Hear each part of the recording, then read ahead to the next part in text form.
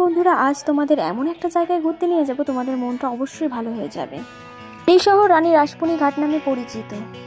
বিকেল হলে অনেক মানুষের সমাগম হয় এখানে। মাঝে মাঝে আমি আর আমার হাজব্যান্ড এখানে ঘুরতে আসি, তো সেটাই আমি তুলে ধরছি তোমাদের এই মন্দিরের মাহাত্ম্যটা তোমাদের শোনাই আমি।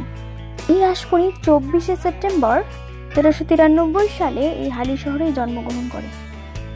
বা হরেকৃষ্ণ দাস রামপিয়ার সাথেই থাকতেন গ্রামে, এখন হালি শহর নামেই পরিচিত। 11 বছর বয়সে জানবাজারের সাথে চন্দ্র দাসের সাথে তার বিবাহ হয়। কথিত আছে এই ঘাটে উনি স্নান করতেন ছোটবেলায়। অবস্থান কেউ সঠিকভাবে বলতে পারেনি। কেই মনে করেন যে গঙ্গায় ভেসে গেছে বাড়িটি। হোক দক্ষিণেশ্বর কালী মন্দির প্রতিষ্ঠান করেন। ক্রমে তার আদলেই গঙ্গার ঘাটে এই মন্দিরটি বানানো হয়। এটি এখন রানী রাসমণি ঘাট নামে পরিচিত। তাহলে মন্দিরে প্রবেশ করা যাক। মোরা প্রকৃতির মাঝখানে এই মন্দিরটি তোমাদের সবার মন ছুঁয়ে নেবে।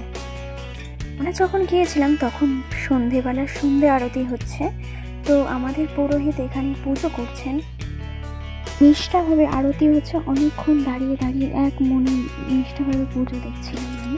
সুন্দর নিপুণ কাজ, তোমাদের মন ছুঁয়ে নেবে মন্দিরে আসলে।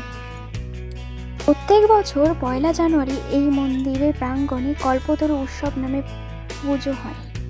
অনেক মানুষের সমাগম হয়। তোমরা যদি আসতে চাও তাহলেই তোমরা দেখতে পারবে এবং দর্শন করতে পারবে।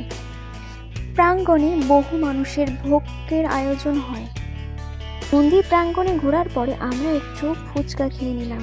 আমরা সবাই মিলে একটু ফুচকা খেয়ে নিলাম। ফুচকা খাওয়ার মুহূর্তে আমার হাজব্যান্ড একটু ফটো আর ভিডিও তুলে দিল। ভিডিওটা আমার এই পর্যন্তই। ভালো লাগলে লাইক, কমেন্ট, শেয়ার করতে প্লিজ ভুলবে না। Thank you.